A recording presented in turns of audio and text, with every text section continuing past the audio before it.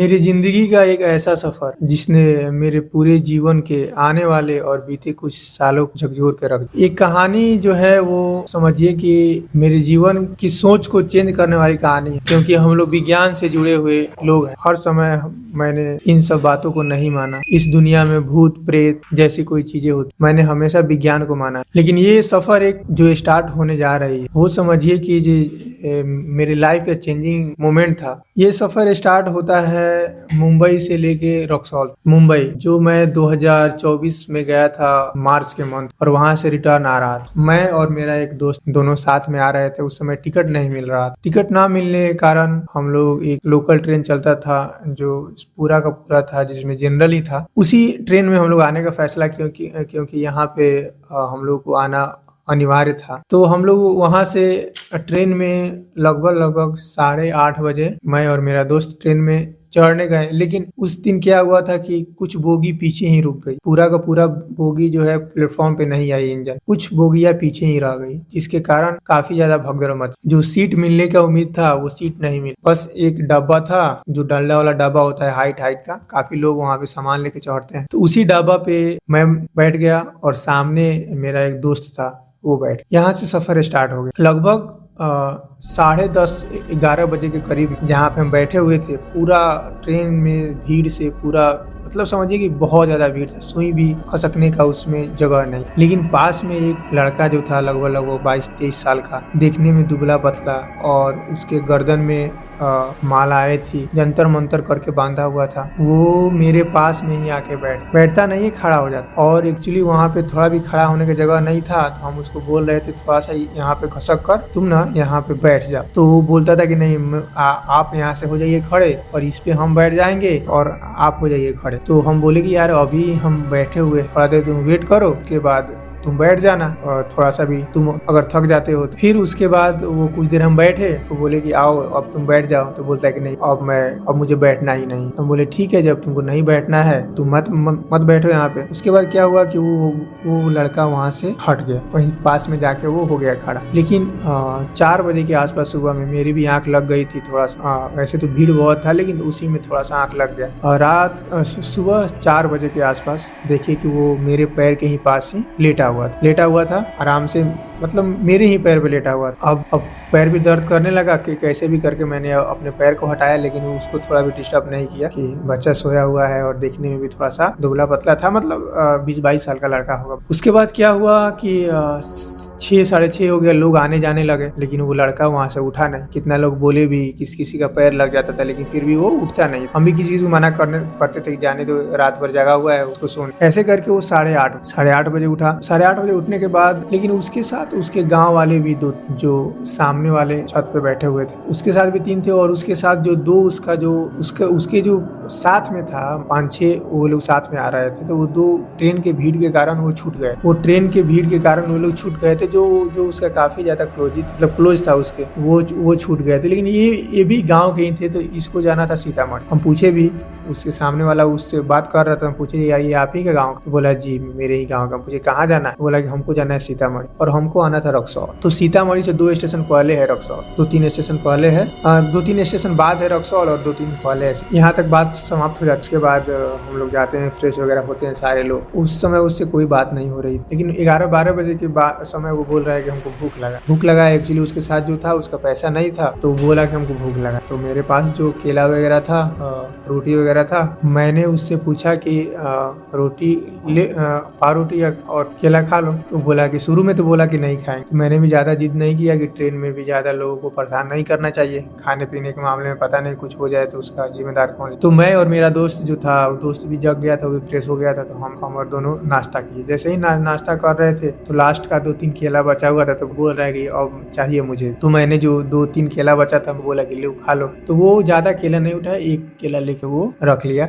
और मुझे देने लगा पैसे देने लगा। बोले यार पैसे क्यों दे रहा है? बोला ही नहीं, मुझे फ्री का नहीं खाना है, अगर आप पैसे नहीं लेंगे तो मैं खाऊंगा ही नहीं। तो मैंने बोला यार अजीब हाल है। लेकिन फिर भी कैसे भी करके वो माना ही नहीं। हम बोले ठीक है, तो मुझे 10 रुपया मत दो, तुम्हारे पास 1 रुपया है तो वो मुझे, तो उसने 1 रुपया वो करके मुझे दे दी। ठीक, फिर हम लोग लगे अब पूरे बोगी का जो माहौल था वो लोग उसको पहचान गया था कि ये थोड़ा सा इन सब चीज़ों को लेके, कि हाँ इसी एक्टिविटी को लेके लोग लगे इसके साथ काफ़ी ज़्यादा हंसी मजाक कर।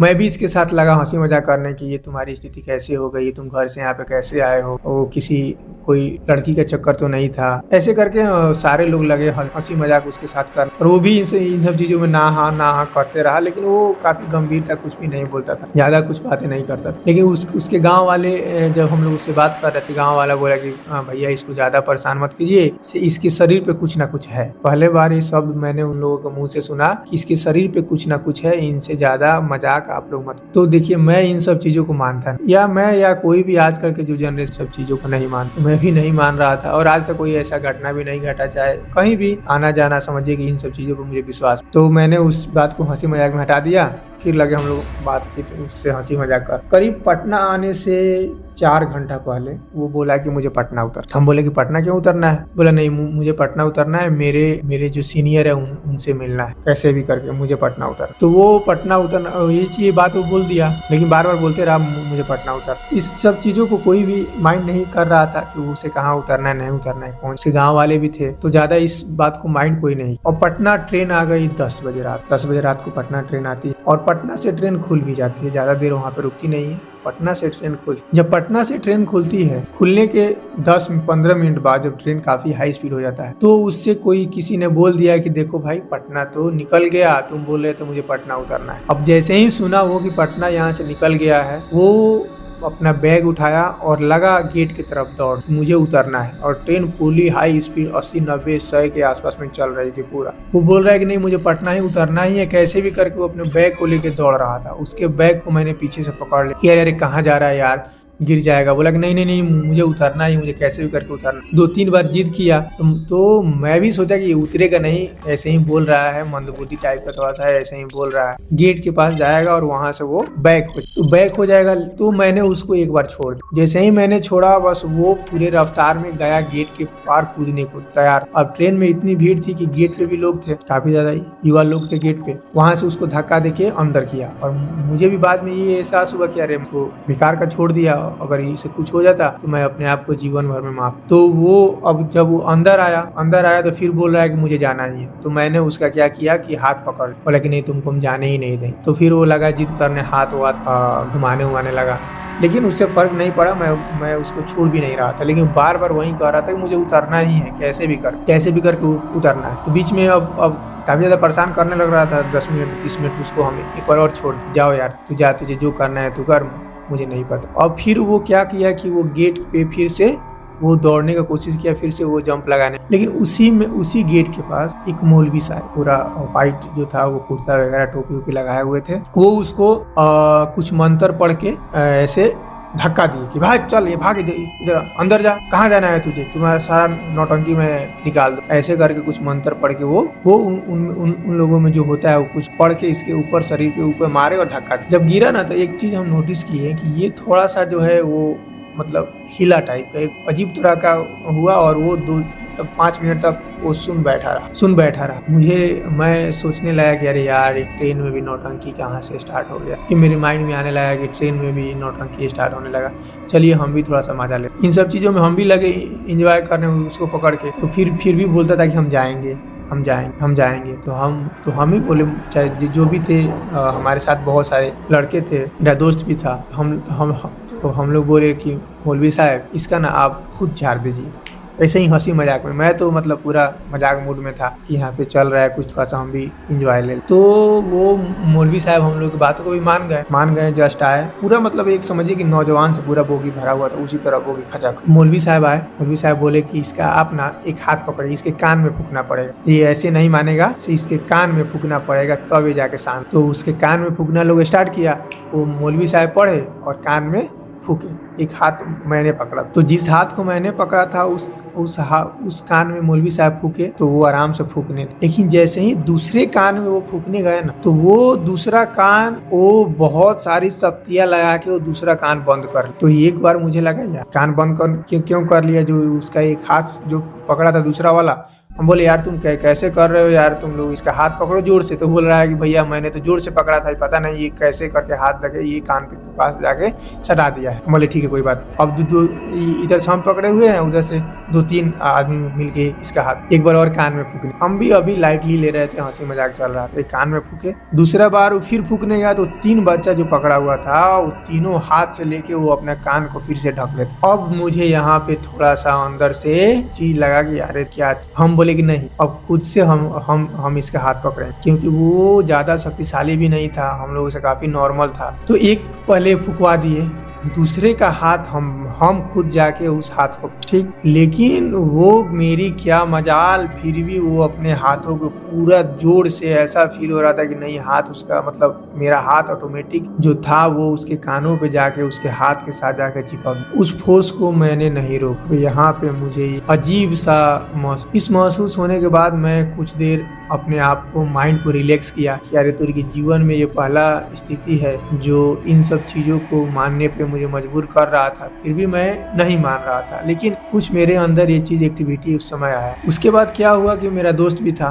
दोस्त सामने बैठा हुआ था और वो भी दोस्त के पास ही बैठा हुआ था, थोड़ा सा आगे। वो लोग उसको सीट थोड़ा सा दे दिए थे, लोग उसी तरह हंसी मजाक कर रहे थे और बातचीत कर रहे थे। मैं उसके सामने बैठा। मैं 2-3 दिन पहले, आने से 2-3 दिन पहले एक वेब सीरीज देख रहा था या कोई पिक्चर देखा हुआ था, तो उसमें 5 बार गायत्री मंत्र पढ़ने से भूत भाग, ठीक। तो मेरे माइंड में था कि चलो मैं गायत्री मंत्र को एक बार उच्चारण करता हूँ। तो गायत्री मंत्र का उच्चारण करता हूँ, ये मेरे माइंड में आया। और इस चीज को मैं लाउडली भी नहीं बोल सकता था कि लोग सुनेगा तो क्या बोलेगा, क्योंकि उसमें बहुत सारे मुस्लिम भी थे, शायद बहुत सारे लोग थे, तो वो मेरे बारे में क्या सोचेंगे, मुझे भी ढोंगी बोलने लगेंगे चाहे ऐसा। ये मेरे मन में आया और मैं अंदर ही अंदर मैं गायत्री मंत्र का उच्चारण कर रहा। पहला बार गायत्री मंत्र का उच्चारण और उसके तरफ फूंक मारा, मतलब ऐसे ही करके ताकि उसको पता ना, चाहे किसी को पता ना चले।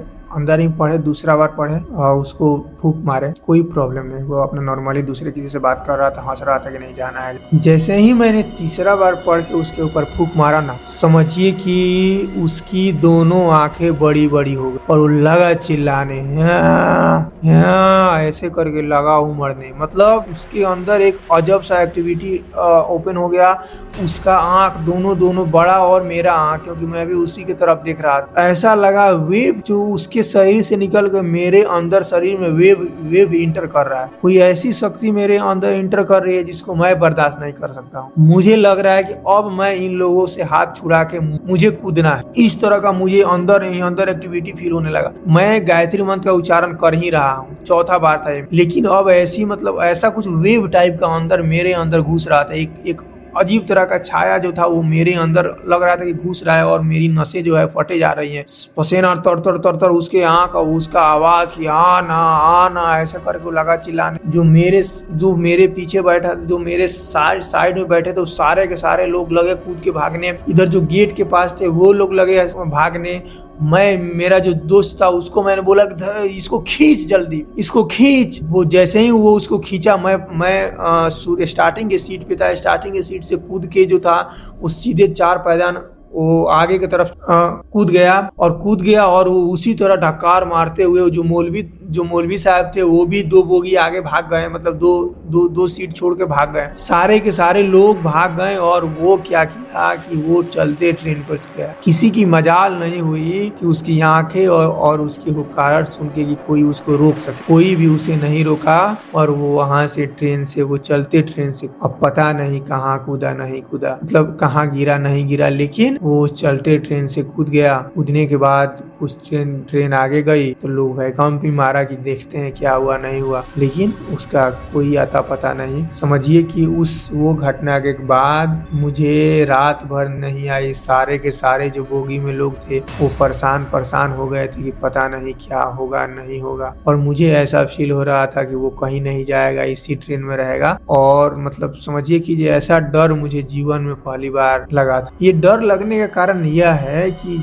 मैं जब मंत्र पढ़ रहा था तो कोई भी नहीं सुन रहा था, वो भी नहीं सुन रहा था। सब लोग हक्का बक्का थे कि एक बैग वो मेरे ऊपर क्यों चिल्लाने लगा, उसकी आंखें मेरे तरफ बड़ी बड़ी क्यों हो गई, वो मेरे तरफ डकारने क्यों लगा, वो क्यों बोलने लगा कि आना आना आना। तो इन सब चीजों के अंदर मेरे अंदर ये प्रश्न चलने लगा। तो जो मौलवी साहब थे ना, उनसे हम गए बात करने, देखिए ऐसे ऐसे ये घटना हुआ है। तो उन्होंने मुझे बोला कि जब भी प्रेत या भूत की जो भगाने की जो मंत्र होती है, सबसे पहले अपने शरीर को बांधा जाता है। अगर आप अपने शरीर को नहीं बांध रहे हैं, अगर ऐसे मंत्रों का उच्चारण आप कर रहे हैं, तो समझिए कि वो शक्ति को आपने देखी और वो शक्ति आपके कारण उस शरीर को छोड़ने पर मजबूर हो रही है। जब वो आपके कारण शरीर से छोड़ने को मजबूर हो रही है, तो वो डायरेक्ट जो है वो आपके ही शरीर पे अटैक करेगा, क्योंकि उस समय उसे गुस्सा आएगा। उसके शरीर में है, उसको कोई नहीं पहचान पा रहा है वो है कि नहीं है, मतलब सस्पेंस है। लेकिन जैसे ही आपने उस चीज का उच्चारण कर दिया, वो आपको पहचान गया और वो आप पे ही हमला कर, तो जो वो चीज उसमें था, वो चीज अब आप में इंटर कर जाएगा ये चीज। और मुझे वाकई उस दिन से इन सब चीजों को सोचने पर मजबूर कर दिया। मैं सबसे पहले घर पे आया। घर पे आने के बाद मैंने जो जेनेऊ भी मैं शायद उस समय नहीं पहना हुआ, घर पे आया, घर पे प्रॉपर रूप से जेनेऊ का धारण किया और मुझे बहुत दिनों तक इन चीजों से डर लग रहा था। लेकिन अब ये काफी दिन हो गए हैं, तब धीरे धीरे इन सब चीजों को भूल गया हूँ। लेकिन ये जब भी घटना आती है तो मुझे अंदर से झकझोर के रख। ये स्टोरी मैं किसी को भी ऐसे नहीं बताने जाता हूँ ताकि लोग विश्वास करेगा, क्योंकि कोई भी विश्वास नहीं करेगा आजकल जैसा माहौल है। लेकिन ये घटना बिल्कुल रियल है। मेरे साथ मेरा गवाह, मेरा दोस्त, और उस बोगी में उस दिन जो ट्रेन में हमारे साथ सफर कर रहे थे, वो सारे लोग इन यादों को लेके गए।